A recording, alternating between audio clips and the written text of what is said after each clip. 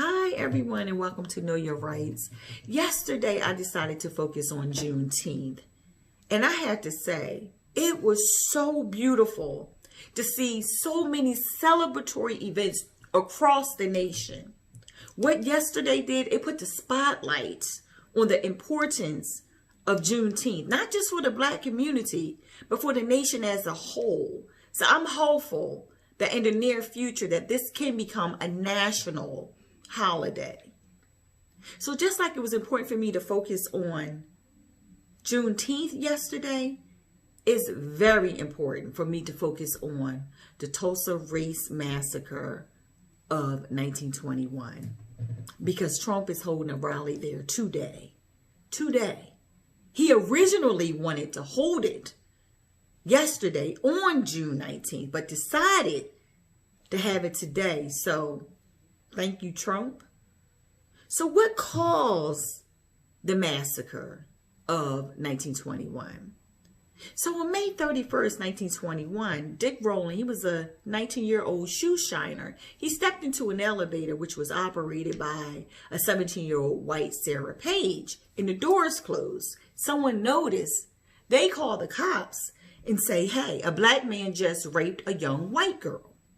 So, of course, the police come down, they arrest Dick, they take him down to the courthouse. But in the interim, all this information is flowing back to the white community, and they are furious. So what they do, they grab their guns, and hundreds of them head down to the courthouse because they wanted to lynch Dick when he stepped foot out that courthouse. So the rumor of the lynch got back to the Greenwood district where the massacre occurred.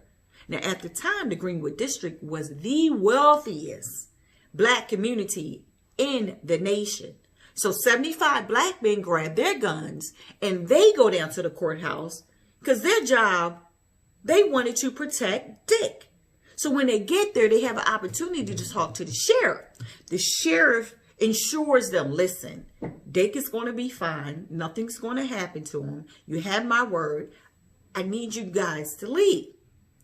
So afterwards, after some talking, the Black men say, okay, fine, we'll leave. So as they're turning to leave, one of the white men tries to grab the firearm out of one of the Black man's hand. That's when all hell broke loose. So after the firefight, there were 12 people dead. 10 white men, 2 Black men. And that infuriated the white community. How dare these Black men kill our white men? They wanted revenge. They wanted revenge bad.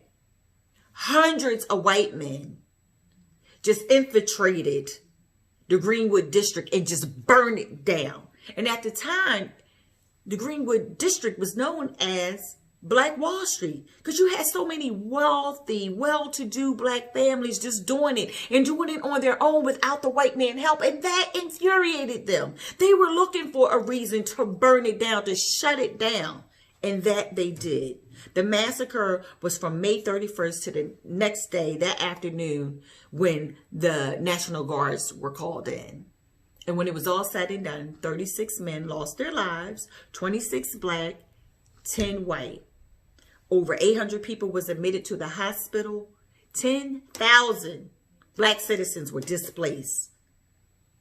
$1.2 million in real estate property was damaged, and over $700,000 in personal property was just gone, destroyed, which in today's world, that's over $32 million worth of damage. In Tulsa, Oklahoma, they really didn't talk about it much. They really didn't talk about it until 1996, when a bipartisan committee was put together to investigate what really happened on May 31st until June 1st, 1921. So they were required to interview the survivors of the massacre, have public hearings, and based on this information, they had to pull together a report. This committee was put together in 1996. The report didn't come out until 2001. The committee found it that the city sided with the white citizens against the black citizens. And it was recommended that programs of reparation be put in place, such as scholarships for the descendants of the victims, economic development in the Greenwood district. They also had a memorial park dedicated to the victims, which was presented in 2010. And just this year in Oklahoma, the massacre is now part of the school course, so the children can understand and learn what happened during the massacre. So I say all this to say we need to vote, because all of this is by design. Trump is in Tulsa today for a reason. He is trying to send a message, and we need to exercise our right. We need to vote. I can't stress it enough. I'm telling you, we need to vote. Please exercise your right and vote.